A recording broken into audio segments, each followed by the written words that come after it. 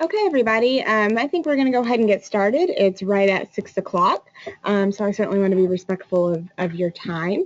We're really happy to have you all here tonight. My name is Emily Lakemaker, and I'm the Associate Director of Recruitment and Student Life. And I'm joined by two students with me, and they'll introduce themselves in just a moment. But first, I just kind of wanted to go over some basic logistics. So with this, there's obviously no video component to this webinar. It's primarily screen sharing. We can't hear you, but you can obviously hear us.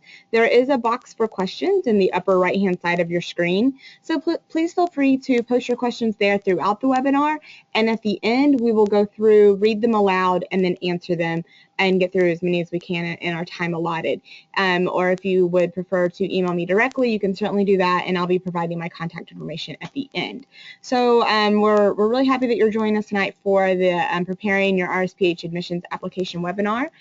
This will also, we are recording this, and this will be posted to our YouTube channel within 3 to 5 business days. So if you want to go back and review something, or if you have to dip out a little early and can't watch the whole thing, don't worry about that. We'll have this up so that way you can go back and reference it as needed.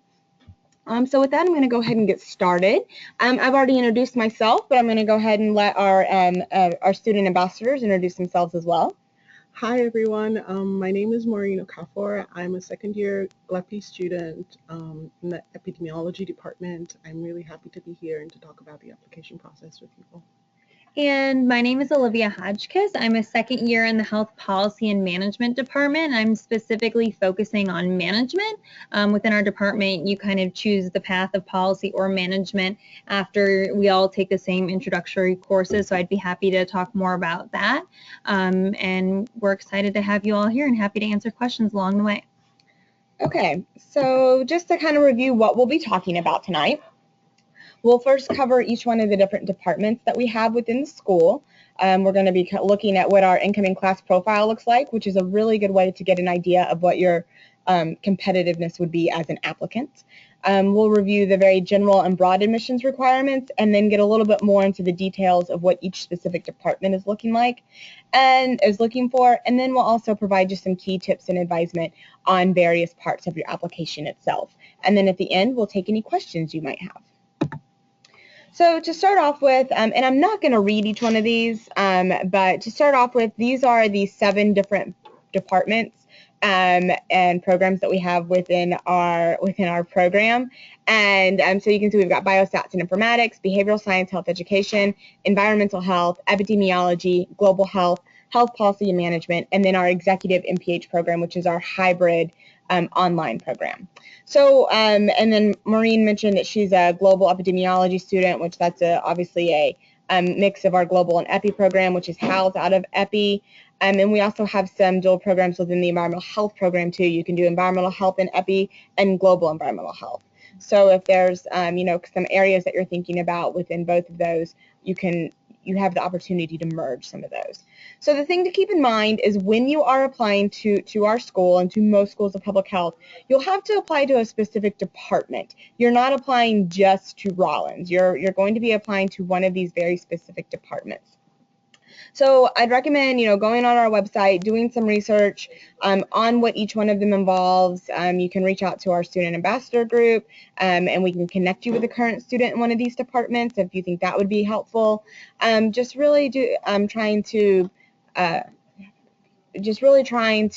make sure that people that you are aware of what the department is, because it is relatively difficult to change once you are within the program. So just be sure that you're that you're very well informed and do some research on exactly what each one of these are. So just to give you an idea of what an incoming class looks like, this is our the class that entered this past fall, so they'll be graduating in 17.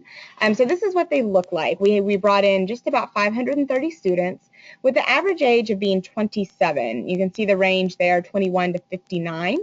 I don't know if either one of you have any insight on like the age range or kind of what you feel, how you feel that's represented here at the school. Yeah, so a lot of people have asked me when they're looking to apply to Rollins, oh, I'm coming straight out of undergrad, are there going to be a lot of people who are similar in age to me? And when I tell them that it's, very diverse, we have all different people, all different backgrounds, all different ages, but I kind of like to estimate that probably half-ish come straight from undergrad. Maybe that's a little bit less. And then some have, 1, 2, 3 years of work experience, but then there's other people who are physicians or who were in different fields and have been working for a while, and now they're coming back to get their MPH or whatever degree they're getting. So it really does vary. I would say at any age that you are, you will find peers that you can relate to no matter what age that is. Yeah, I think I'll agree with that. I'm a physician, and I graduated a couple of years ago, more than 5 years actually. So I had a bit of a concern. I remember coming in here, and I mean, it's always one-sided. You feel that as someone that's graduated like many years ago, that you won't have like other people, that you can relate to. The same thing goes for undergrads, who have just recently graduated. You kind of feel like it's a lot, jumping into graduate school right after you've gone through like a couple of years of college. But I think there's a really good mix of people at Rollins. It's easy to kind of blend in and find, there's like a number of groups of people that I've spoken with, and there's just a really good, it's kind of diverse. So you can always find a niche, and that makes it pretty easy to blend in. Yeah, and to kind of go back to what Olivia was saying in terms of the actual numbers, it's about a 60-40 split of 60% of our students coming in with work experience and about 40% coming in straight out of undergrad. So it's not overwhelming on either end. So it is pretty easy to find someone that kind of matches your experience level. You can see our average GRE scores here, and this is overall. This isn't for any one particular department or program. 157 on both quantitative and qualitative, and about a 4 on the analytical writing. And for students that are coming in with undergraduate work, it's a 3.5 GPA, and those that are coming in with completed graduate work, a little bit higher at about a 3.6. You can see where students are coming from there. We've got students from 40 states and 27 countries. We've got about 16% of our students are our international population. 37% identify as minority students. And you can see our gender makeup there between 77% female and 13% male.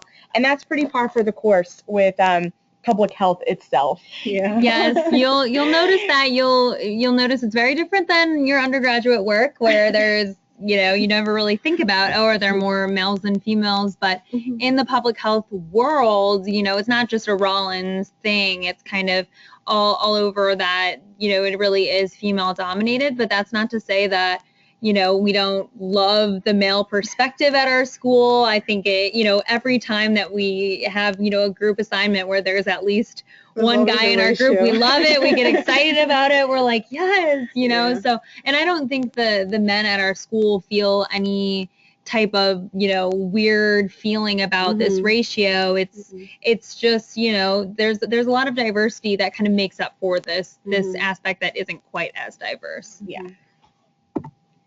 All right, so just to kind of go over the general, more high-level admissions requirements, first and foremost, you'll need to be very acquainted with SOPHIS, which is the Schools of Public Health Application Service. It's basically just the centralized system of where you will apply, of how you'll apply to us and to other schools of public health. It really does make it a much easier and streamlined process. You're not having to get multiple transcripts and multiple letters of recommendation and things like that. It can all go to one system, and then it will send it out to the schools that you're applying to. So when you're applying to Rollins specifically, you can apply to up to 3 different programs. So we talked about those programs earlier in the presentation.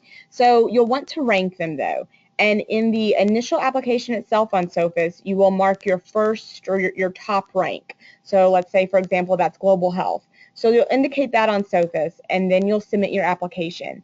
Once we have received it, we being Rollins, once it's gone through the verification process of SOFIS and we have received it, we will then be emailing you with instructions of how to submit your second and third choices of programs that you'd like to apply to. So you can see here that your application is only reviewed by your other choices if you were waitlisted or denied by your first choice department, but you still get those two other options. So that's something to keep in mind, and just to kind of keep in the back of your mind of don't feel like you only have to make one choice. You do have a couple of other options there in the background as well. You have to submit official transcripts from any institution attended. We don't have a set minimum GPA required. A 3.0 is preferred or suggested, recommended. And you can see from our previous slide when we talked about the class profile, about a 3.5 is average. So that kind of gives you an idea of what to expect with that. You can submit 3 letters of recommendation. Your application will be considered complete with SOFIS once we receive once you've submitted 2 of those. SOFIS will not hold your application and will not hold it and not send it to us if if that third letter is the only outstanding item. It would just be then sent on to us once it comes in. Standardized test scores, most common is GRE. We do have some exceptions there that you can see if you're applying to 2 of our tracks within our executive MPH program, the prevention science and the applied public health informatics. You do not have to submit those. If you have completed work, a completed master's degree already, and you're applying with the BSHE program with the behavioral science health education, you do not have to submit standardized test scores. And if you have a doctorate degree earned within the U.S., that gets you an exemption as well. Depending on maybe some of the dual degree programs that you may be applying to, whether that's like the MD or the MBA, in those cases, some departments will accept MCAT or the GMAT. So that's something to keep in mind as well. But really, you'd want to reach out to the department directly to check on those exemptions or to check on those the different tests that you may be submitting. You'll submit a letter of personal statement. And then also you'll have the opportunity to submit like a CV or a resume, something that really outlines your research work, volunteer, awards, honors, anything like that to really help develop a full picture of you as an applicant. And we're going to go over these a little bit more in depth with some key tips and advisements later on in the program. So don't worry if we're just kind of breezing over these right now. We'll get more in depth with these later on. And then for international students, there's always a couple of more steps you have to take. Marie might be able to speak a little bit more to these. Your TOEFL scores will have to be submitted. There are some exceptions for that, and those are listed on our website, depending on if you come from maybe a country that has English as the first language, you don't have to do that. If you've studied in the U.S. and have completed a bachelor's degree at a U.S. institution. So there are some exemptions for that as well. Transcripts from non-U.S. institutions must be evaluated by WES, which is World Education Service, and you have to submit a financial certificate showing funds for at least 1 year of study. So you got any other insight on that, Maureen? Or I would say start early. That's always key, especially when you're trying to prepare transcripts from school. I know my school is just trying to get on working, sending our transcripts through email, and, on the online. But then it's really hard, especially when you have to contact them and then have them send it over and then they have to verify them. It takes a really long time. So I would say start early. It could take you a couple of weeks to have WES verify your transcript, and then they're going to have to send it to SOFIS. So the earlier the better. Yeah, that's a good tip. Yeah. Okay, so just to get a little bit more into the department department prerequisites, this kind of gives you an idea of maybe what each different department is looking for and where your focus should be based on what you're wanting to apply to. So on the left-hand side, you can see more of the quantitative skills in the departments that are looking for strong skills in math and science. Obviously, anything involving epidemiology and biostats are really going to be looking for that, environmental health as well. And then our health policy and management, the MSPH side, which we didn't really get into that, but we offer in some of our programs MPH versus MSPH. MSPH is really more research-based and a great track for students that think they may want to go on and continue their education with a PhD or stay in academia. So that's a great track for that. Global health is also looking for some strong quantitative skills. And then on the other side of that, more from the social sciences, the qualitative side, you can see here that the behavioral science health education, that's a big part of what they're looking for. There's so much writing that goes in with that program, grant writing, program writing, working directly with populations. So, having really excellent communication skills is very important. Same in global health. You can see some crossover in some of these departments. Some are really looking for a very well-rounded overall student that can be good in both areas. And then the MPH side of the health policy and management may be looking more for those qualitative skills versus quantitative. And then prevention science in the executive MPH, which is more, which is a little bit more broad-based versus the applied epidemiology within that program. So getting specifically into each department, so biostats and informatics, in terms of experience and coursework, they do have some very set prereqs that you're going to have, including multivariate calculus and linear algebra. They're going to be looking for some strong math, statistics, and computer science background. If you've got GRE scores above the 50th percentile, that's really what you're going to want to be shooting for. High scores on the quantitative and analytical portions of the GRE. And really, you want your recommenders to be able to write towards your qualitative abilities. If you've got background in public health, that's ideal. And really speak to your coursework and experience or anything else that can attest to your health-related experience. So that's really what you want to look for in the biostats area. You can kind of see a theme there of quantitative, and quantitative. So that's a big part of what they're going to be looking for in that particular department. On the flip side of that, we've got BSHE next up, Behavioral Science and Health Education. And you can probably tell we've got a little bit of our own language that we tend to speak around here with all of our acronyms. So if I hear myself saying one, I try to be sure to explain it so that way it doesn't sound like a foreign language to you guys. And I know at my undergraduate institution, this department was something else. I think it was health education and health behavior or something like that. So if you're seeing different terminology, it's kind of all related to this behavioral aspect, and we call it BSHE at Rollins. Yeah. And I think people sometimes may get confused by the health education side of that, thinking, being like a health teacher in a middle school or something like that, which that's absolutely something that could be done out of this, but there's a lot more to it than that, I think. I think if people tend to be a bit limited in what that could mean. So with this one, really strong scores in the verbal section of the GRE. You can see here average is 159, which is about 2 points higher within the behavioral science program than the overall average. So that's definitely a big, strong point of what they're looking for. And 4.43 on the analytical writing, whereas the overall for our admitted students is about a 4, the overall average. So you can see there where they're really placing the emphasis on those communication skills in order to be a competitive candidate here in the BSHE program. Strong recommendation letters are always key. And if you have any employment or classroom experience in public health, that's always a plus. We don't have a set work experience requirement, obviously, since we bring in 40% of our students straight out of undergrad. But if you've got that, even if it's internship or volunteer work, that's something definitely that you want to recommend or to talk about on your application itself. Now our executive MPH program, so this one is the one program that does require full-time experience. Our traditional 2-year programs do not, however our EMPH does. Minimum 3 years of full-time experience is required. And this is a hybrid program, meaning that most of it is done online, but it does require you to be on campus here at our Atlanta campus 2 weekends a semester. And you're here a Thursday through a Sunday, and you're with your cohort, and you're in your classes and working with your professors. So it is, I think it really kind of helps solidify the program and helps you build that community with both your professors and your cohort itself. So you can see here with our GPA, about a 3.0 GPA minimum within this program. If you're looking at anything epidemiology required, there's going to be a lot of attention paid to quantitative grades and scores within the GRE.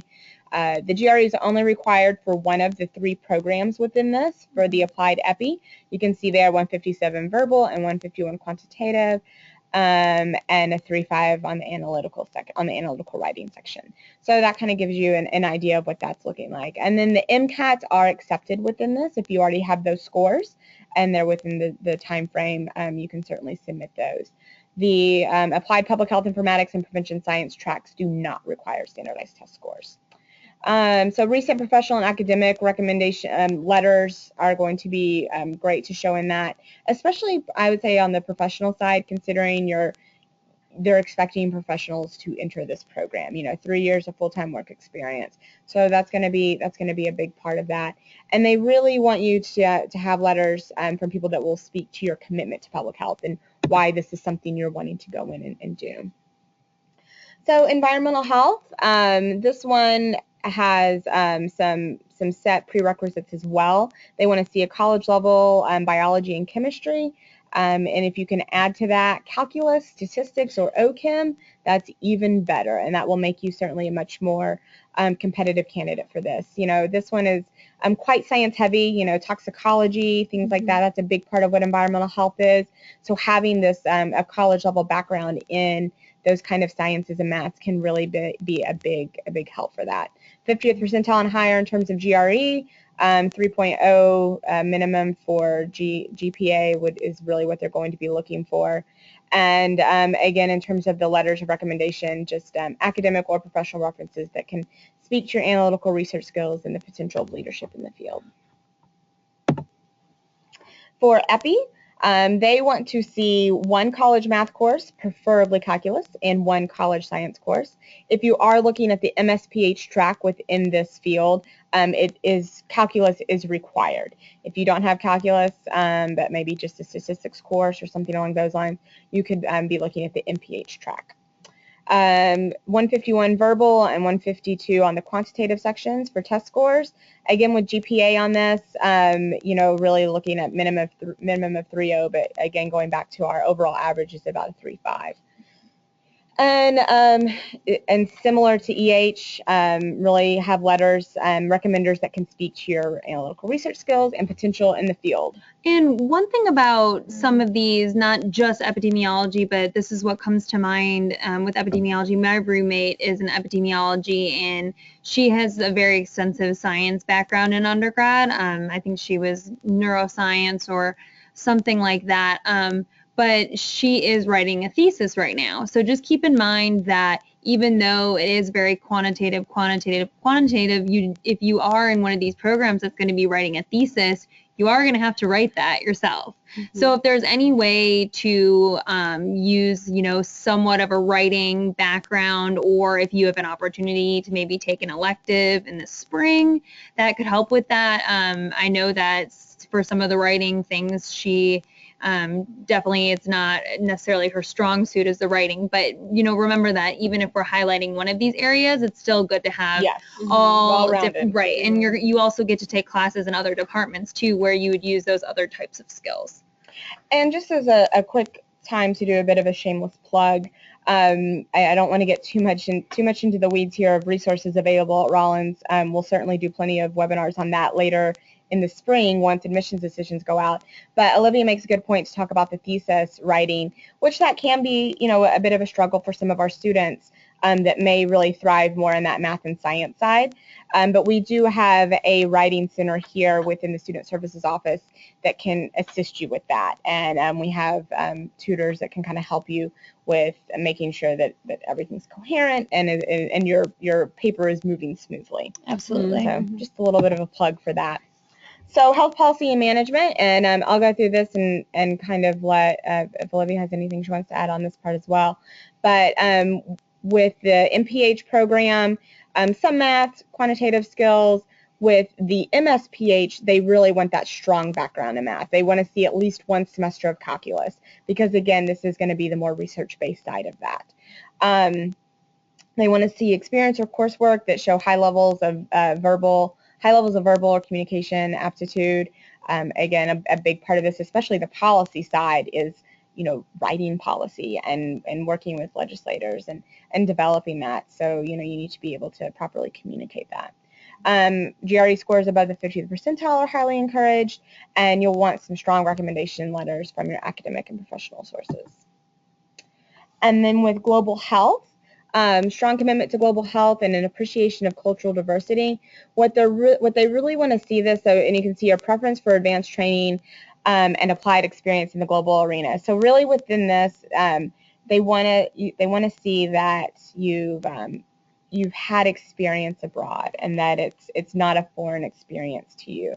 So that's really going to be where that preference is given. Global health does also like to see professional work experience. It's not required, again, but it does certainly make you a much more competitive applicant for that. Mm-hmm. And you can see here that GRE scores are significantly more competitive, but they're really looking at the 65th percentile or higher, whereas many of our other programs, it's more in the 50th percentile. And a 3.5 GPA is really recommended for this. So, and Maureen, you're in GLEPI. I'm in the GLEPI. I was going to mention to pay attention to the global health aspect if you're interested in GLEPI or in global health or in global environmental health, mm-hmm. Because I'm thinking your application is going to pass through the global health yes. department as well as the EPI yes. department, or the global health department and the EH department. So just to keep in mind the requirements for both of those departments. Yes, a good point, good point. So just some key tips and some things to think about. So January 5th is our priority deadline. And what this means is that if you get your application into us, by that deadline, you'll be automatically considered for our merit-based scholarships. We continue to take applications after that deadline, but it is as space is available in the departments. And when you're thinking about that deadline, you really want to kind of work backwards from that because, SOFIS does require a verification period. You've got to make sure that all of your letters of recommendation come in, that your transcripts come in. So from the time that your application is considered complete with SOFIS, then they have to verify it, and then they have to get it to us. So with that, you really want to be shooting for early December to be sure to give yourself plenty of time getting everything into SOFIS by early December. And that would really give yourself the time to have that in, to have it to us by January 5th. You'll want to add this email address. That's our admissions account. You'll want to add that to your address book. So that way, so that way, if you get anything from us regarding your admission status, or if you're missing anything, or if we need more from you, that's not going to your spam. So you want to be sure that you're not missing that. Apply for financial aid early, January or February. The sooner you do it, the better off you'll be. Some of our financial aid awards, like our REAL program, which is Rollins Earn and Learn, it's a work study program. Those things are often more first come, first serve than need-based. So the sooner you can get all of that in, the better off you'll be. And always look for external scholarships. We have some on our website, on the ASPPH website. There are plenty listed. So if you can find some outside funding, that's obviously going to be a huge help for this. And so in thinking about your GRE and GPA, I know we talked a lot about numbers already in this presentation, and what percentile you're in and what your actual score is. So keep in mind that what we talked about tonight are just averages. If you feel like you're weak in one area, just be sure that you really show your strengths in the rest of your application. Both the GRE and GPA are just components of your application. We're going to use every single other part of it as well. If we only made decisions based on these numbers alone, we could have a computer program make that decision for us. We wouldn't need admissions committees. So, don't feel like, that's all we're looking at, because we're certainly going to be looking at all other parts of it. So like we were saying, a stronger GPA can compensate for a lower GRE score, or vice versa. If you haven't taken the GRE yet, be sure to give yourself enough time to study. If you need to, take a prep course, pick up a book off Amazon. Do you guys have any tips on surviving the GRE? Yeah, my senior year, actually it might have been junior year. It was junior year of undergrad. I took a GRE prep course at, one of the main companies. I think I ended up doing my Princeton review, but Kaplan and my Princeton review, they're similar.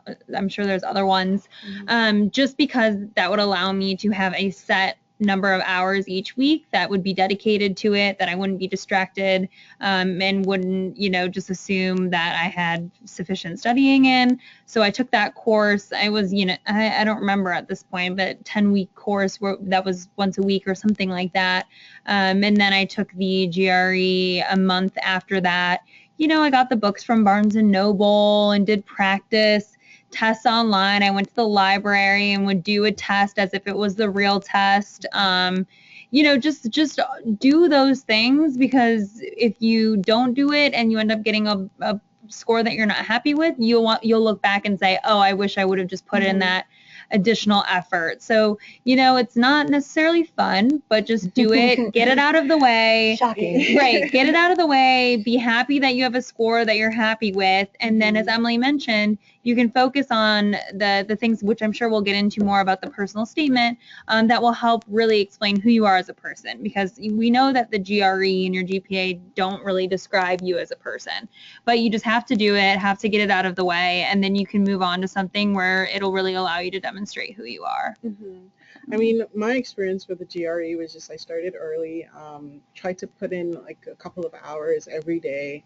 It's very easy to think, oh, this is just English and math, it's pretty simple, but you do need to put in the work and, study hard for it. I did a number of simulations for the test before I went in to write it. So those are very, very helpful. I mean, it sounds pretty simple, but it is what it is. You study hard, and then at least you're happy with the score that you have, and know that you put in all the work that you could. Yeah. Okay, so your letters of recommendation. So these are going to be a big part of it. Remember, we said you could submit up to 3. And who they're coming from is really going to kind of depend on where you are in your academic or professional life. So if you're coming right out of undergrad, or maybe only out for a year or so, we're really going to want to see, a majority of those come from your academic references, come from professors. If you've been out of school for a few years, we obviously understand you may not be able to go back to professors that may not work at that university anymore, or be able to contact them. And those can come more from the professional side. The one thing you certainly want to avoid doing is having personal references, friends, family. I'm sure everyone's mom could write a wonderful letter of recommendation for them, but that's not so much what we're looking for. So make sure that you're kind of getting them from the proper sources. And so kind of keep an idea of some things when you're selecting who these people are going to be. You might want to meet with them beforehand, just to get an idea to see if they're comfortable with writing this letter, because it really needs to be something that's obvious. That it's obvious to us that this person knows you. Sometimes I think students tend to choose a position or a title over what type of letter that person could write, or maybe think that, if I can get the dean of my program to write this, or the chair of my department, or I got an A in this professor's class. But then we get this letter and it's clear that it's this person was in my class, they got a grade of an A, and they're not speaking to any of these things that we mention here: your leadership, your growth, your potential, your skills, your character. Those are the things that we really want your recommenders to speak to. Yeah. And I know sometimes it's hard when thinking about references if you go to a large university and a lot of your classes have 100, 200, 300 people, and you're like, who could I get this academic reference from? Or you feel like you haven't built that relationship where someone knows your character. But I encourage you to really just put yourself out there and ask someone, whether it's a teacher that you did have a smaller class with, or ask a teacher to just say, hey, could I stop by your office hours? Could I come get coffee? I really respect you and your class, and I really enjoyed it, and I would love for you to get to know me a little bit better. And I would say 98% of the time, they're going to say absolutely yes, or they're going to say, I'm a little bit busy, I'm sorry. But the worst thing is that they would say that they're too busy. I encourage you to just put yourself out there and ask someone that you think could put these things about you. I know it's a little intimidating to do that with professors sometimes, because you would think that they're so busy, but everyone that I asked wanted to help. They totally understood this process. And one thing that Emily put on here that's really important is give them enough time. Don't expect them to be able to turn out a letter in 24 hours and submit it to SOPAs.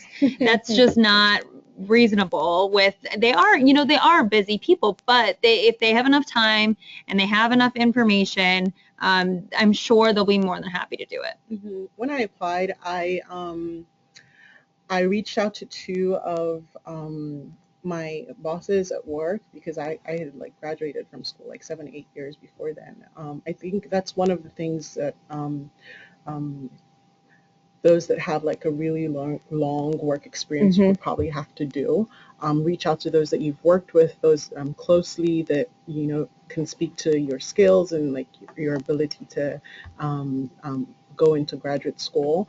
I also reached out to professors in school. I mean, it's been a long, it's kind of like you're wondering like, will this person remember me after so many years? But then there's always someone that you can reach out to, someone that you enjoyed his class or her class, and then you could just send out an email or call on the phone and ask for a letter, but always give the person enough time to respond, so that you're not like trying to meet a really close deadline. Yeah, and you can see here we also suggest maybe providing some additional documentation to your recommenders that can kind of help them get an idea of why you're applying to this program. So I think your personal statement would be great, maybe your resume, and that can really kind of help them in identifying like some points that they may want to talk about.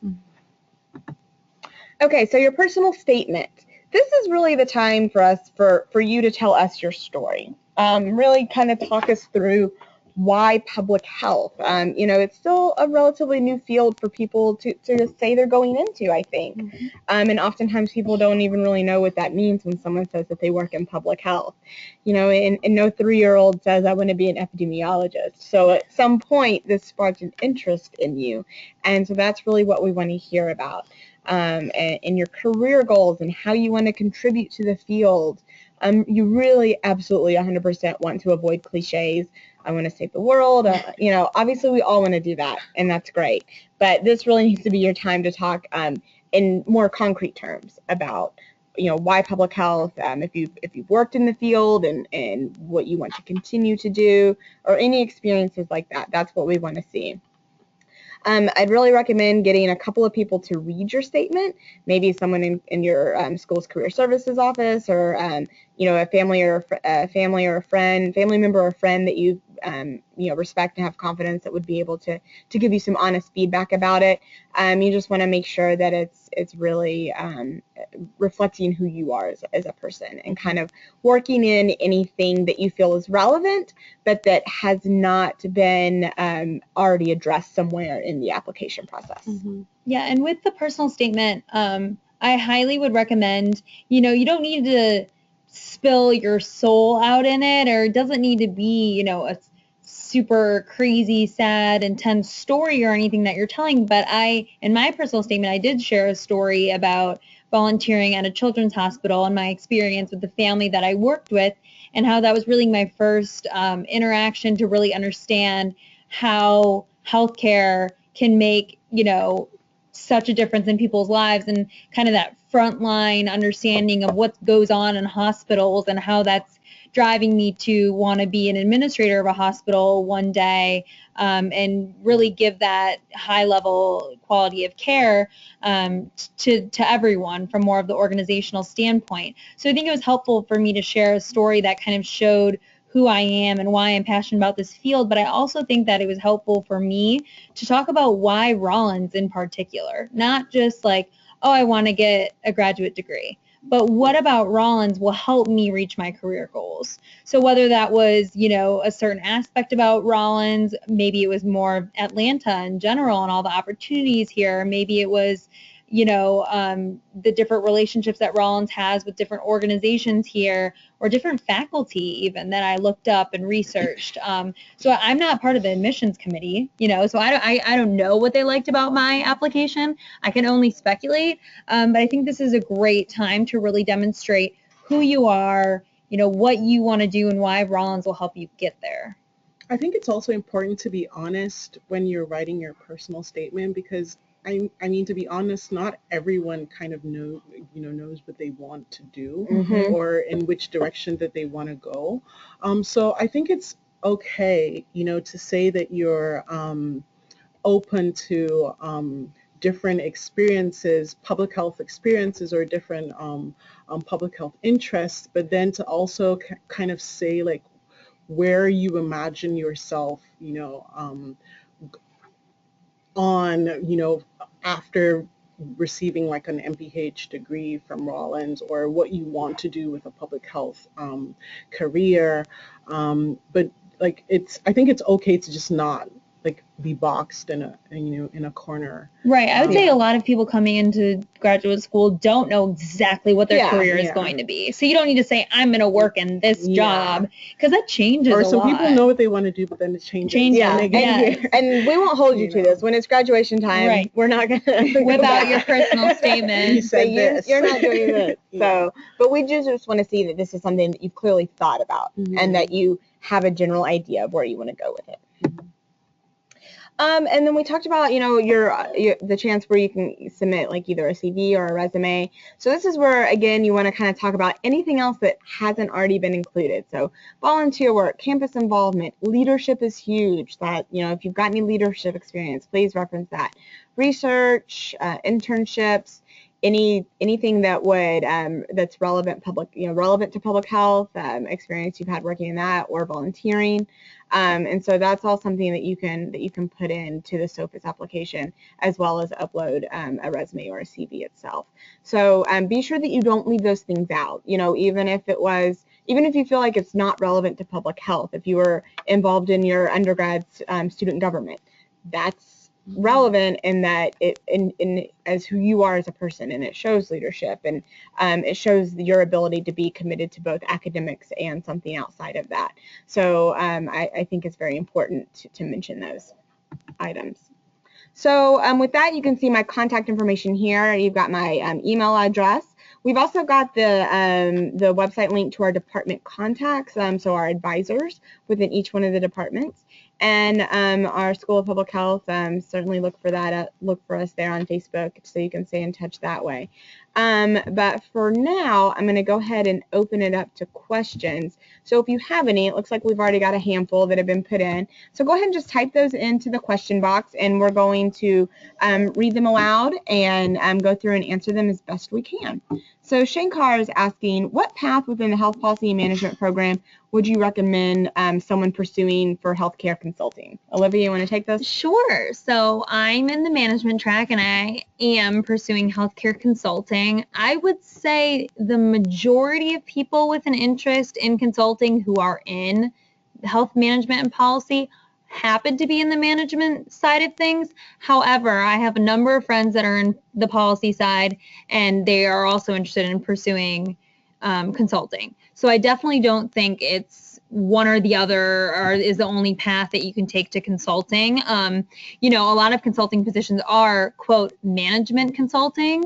So it kind of, a lot of people just kind of trend that way to do management and then go into management consulting just because kind of the classes align with that side of things. However, there's a number of consulting companies and consulting positions that work with federal organizations or that work with government organizations, and the policy side of things is really helpful to have there. So I wouldn't really focus it on, I'm interested in consulting, which one do I need to do? I would focus it on, are you interested in management or are you interested in policy, and kind of what classes are in each of those departments, and then go with what path you're interested in. And either way, you can absolutely do consulting.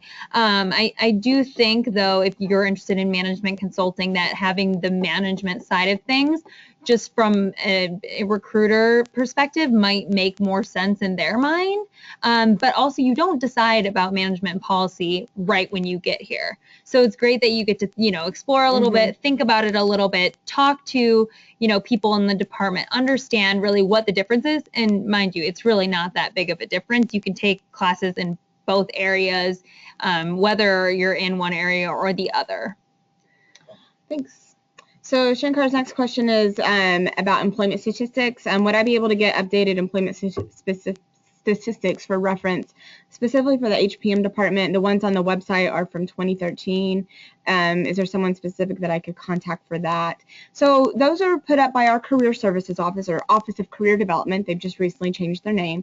And so what we do each year is we do an annual survey of our graduates a year after graduation. So the 2013 is the most recent one we have. We just recently have put out our survey for the 2013-2014 group, because we survey them a year after graduation. And so that survey has gone out and the data collection is underway and the analysis and all that. So that will be posted on our website probably within the next month or so, I would say, from the Career Services Office. But for right now, but you can go back. I think we've got data up there from, I think, 2010, 2011, 2012, and 2013. So you can kind of go back and see that. And truthfully, there's not going to be a huge difference in organizations or job titles or timelines for job placement. Most of our students, it's something like 98% of students that graduate from the school are employed within a year after graduation. So it's not going to be a huge difference from year to year. So Shankar's last question is, I reside in the DC area. Are there any organizations you would particularly recommend volunteering with or working with if I'm specifically interested in consulting as a way to supplement my application? Obviously, this is the ideal place for health policy work. I'd be open to working in policy or management capacity if that helps. I would say, I mean, a lot of people who are going into consulting, the big thing they do is after their or during their first year at Rollins, they apply to the consulting position summer internships and do the summer internship in between the first and second year. And you'll get all the, information about that when you're on campus here through our career department. They'll tell you, which places are recruiting here, who's having information sessions, and there's a number of consulting companies that hire for the summer internship. As far as before coming to Rollins, I think if you're just interested in health policy, really anything in DC that's related to that, I can speak particularly to one organization that I work with here at Emory Healthcare. It's the advisory board company. I don't know if they do any kind of internships or anything, but that's a great organization that is involved with consulting, and they're headquartered in DC. But I mean, really just anything with healthcare policy will be relevant to the work you're pursuing. Right. So Lindsay's asking, would you submit a CV or a resume for graduate school applications? Either or. Yeah, I mean, I think if you're coming straight from undergrad, it would make sense to submit a resume, which is usually like 1 page or 2 pages. But then if you've had like a really long work experience, or you've graduated many years ago, or you're applying to the EMPH, I assume it would be kind of okay to submit a CV, especially if, all of your work experiences are kind of related to or are relevant to your application process. And, even if you are coming out of undergrad, but maybe you were a prolific researcher, you had some great research that you did in undergrad, that could be a reason to do more of a CV versus a resume. So it really kind of depends on your own situation and what the information that you need to put forward, just the best format for that. All right, Jamila is asking if there's a PDF version of this presentation. No, but like we mentioned at the beginning, this is being recorded and it will be posted on our YouTube channel. And once that's up, we send an email to everyone that registered, a link to that, so that way you can go back and look at that. Allison is asking, do you know what percentage of MPH program graduates get careers in their field upon graduation? We kind of mentioned that earlier in one of the other questions. It's easily in the 95, 98 percentile. It kind of ranges from year to year, but that is the percentage of students that are generally employed within a year after graduation. Yasar is asking, I cannot get academic recommendation letters because my professors are all French speakers and they cannot write letters in English. How does that affect my chances? Did you encounter this at all, Maureen? I think I remember reading someplace where it says if you have like documentation, or you have your transcripts, or anything at all that you have that's in another language, you could present the document, but then you would also have to present like a translated version of that document. So yeah, you'll just want to look into some type of translation service or something once they and see if that's something that you could look into, or if you maybe have professional recommenders that could write an English, letter in English. That's something you could maybe look into as well. All right, Jamila's asking, is the management program the same as health administration, the MHA, or public administration, MPA? No, not really. If I'm assuming you're meaning the management program as in what I mentioned, that I'm in health policy and management, but I'm on the management track. I'm still getting an MPH. So I'm not getting an MHA or an MPA. I'm getting an MPH, but I'm in the health management and policy department. And we, as a department, just kind of work together at the beginning, and then we kind of just divide a little bit for people who are interested in policy and who are interested in management to take a few different courses that specialize more in those areas. But I'm still getting an MPH degree, which is the same as other people, even in other departments. Our degree is actually the same. It's an MPH. Well, assuming you're not getting in MSPH or degree, or those things. But I'm getting the same degree as my roommate who's in BSHE, who's getting an MPH, my other roommate who's in epidemiology, who's getting an MPH, I'm getting an MPH, but in global epidemiology. Right. So. And so in the two things that you mentioned there, Jamila, the MHA and the MPA, those are very different degrees than the MPH. So you just might want to kind of look into what each one of those would provide, and just to compare those against our program to kind of get an idea of what would work best for you. Right, and our management department does do, I'm assuming, does do similar coursework to what an MHA would get, as far as, we take finance classes and accounting classes, and I'm assuming that people who get MHAs, take similar types of classes, but it's just not the same degree. Yeah. Okay, Leslie is asking if I am interested in environmental sustainability management and policy writing, what would be the best department in Rollins? Really maybe environmental health. And the really cool thing about our program is that it's not, you're not siloed. So we've got Maureen here that's in GLEPI and Olivia that's in HPM, but they can use their electives to take classes in any of our other departments, as well as the business school, the law school, the nursing school. So, you really want to kind of figure out what your main focus is, and then you can utilize your electives to kind of bring in those sub areas that you think you would, really want to focus on. Yeah, I agree with Emily. I would start with probably EH, because in management and policy, you get policy more on like the U.S. healthcare policy. But if you're in the environmental health program, you will get environmental health policy in that. And then if you wanted more policy, you could take a policy elective, if that makes sense. Or maybe even like an environmental law class over at the law school. Right. So, something along those lines. So there's lots of options for you to kind of build whatever it is you're looking for. All right, Jamila's asking, how many students are admitted each semester a year? Is there a cap for each program? So we bring in about 530 students between 500 and 530 students each year. We only have fall admissions, so we don't have a spring admissions. And so we, in terms of a cap for each program, there is and there is. I mean, there's not like a set one. So basically each department reviews their applications, and I can say like our biostats and EH departments, they're on the smaller side. Bios might bring in about 30 students each year. EH usually in the 40 to 50 range, whereas our bigger programs are global health and epi and behavioral science, and those can be on the larger side of, maybe 100 to 130. And I think HPM brought in about 80 last year, or this past year. So it really just kind of depends, and those are kind of just some ballpark figures of what it looks like for each particular department.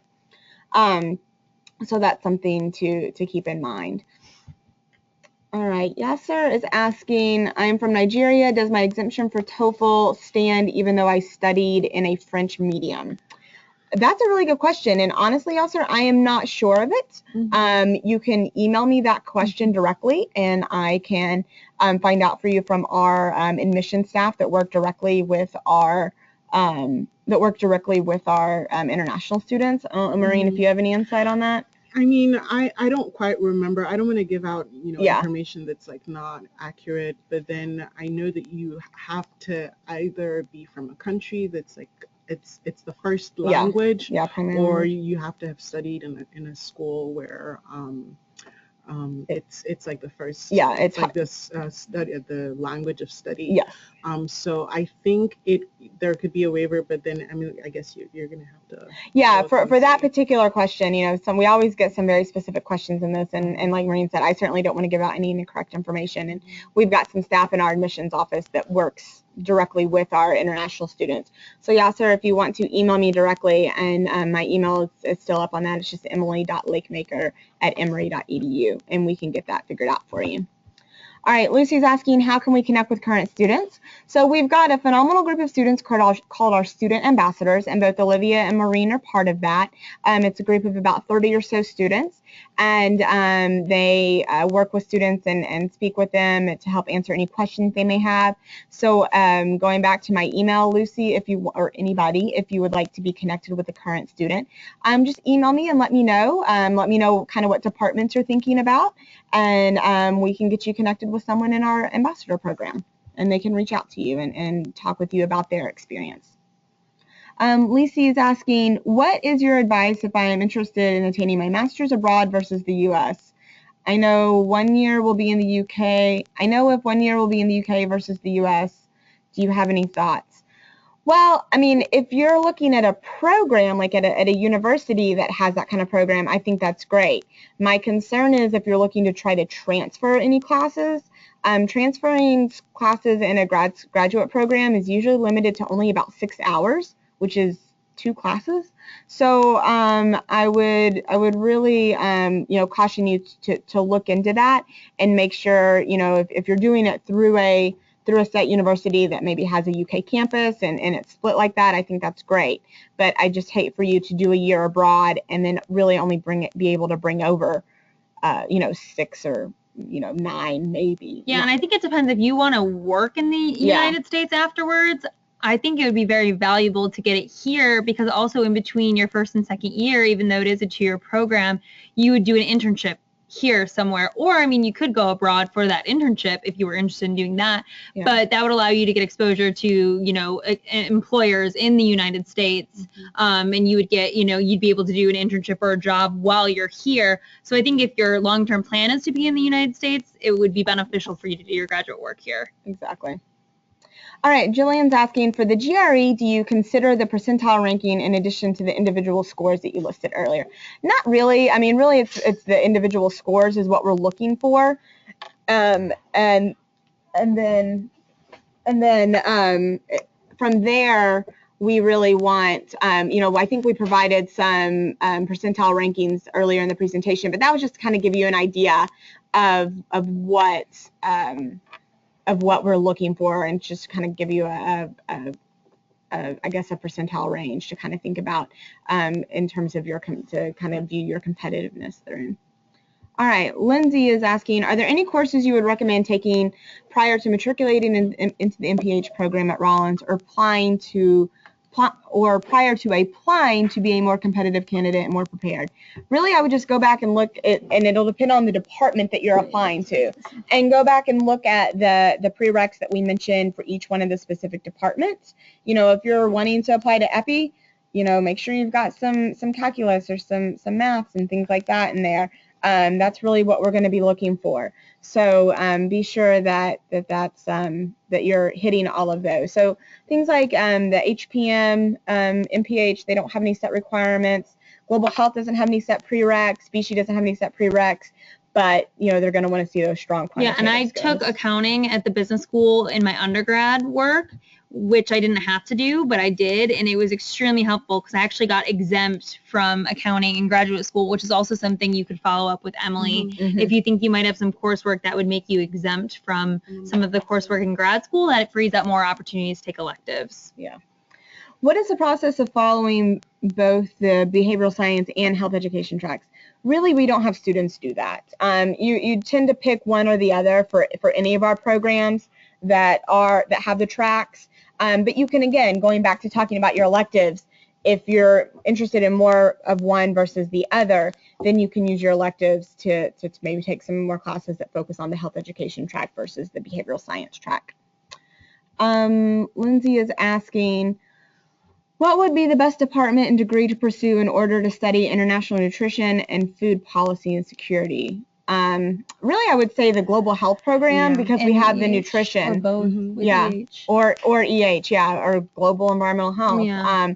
You know, so I think that would be good. Strong nutritional track. Yeah. And it looks like you're asking about between either an MPH or a public policy or public administration.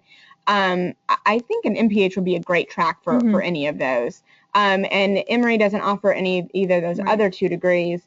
But I think an MPH for that would be phenomenal. And within our global health program, we have a public nutrition track within that. All right, guys, we got time for about 2 more questions. And if we don't get to your question, you can always email me. And we can be sure that we get that answered for you. So Lucy's saying, if I'm interested in global health, is there exposure to internships, practicums with different global health organizations? Is it generally easier for Emory students to get practice at the CDC? So in terms of getting your internship or practicum experience, you can do that abroad or domestically, regardless of what department you're on, global health or not. We have students that make presentations on their practicum experience throughout the semester, so that way you can kind of see. They basically make what I did on my summer vacation presentations. So you can learn about what their internship or practicum work was. And if you want to be involved with that, you can then reach out to their contacts in that agency. If you have your own agency you're interested in working in, you would just have to get it approved for your practicum. It's not set. You don't have to only do things students have done in the past. And we do have a lot of students that are working at the CDC, whether that's through an internship or a practicum experience. It really just kind of, depends on what you're interested in. So Yasser's asking, what is the criteria for scholarship grants?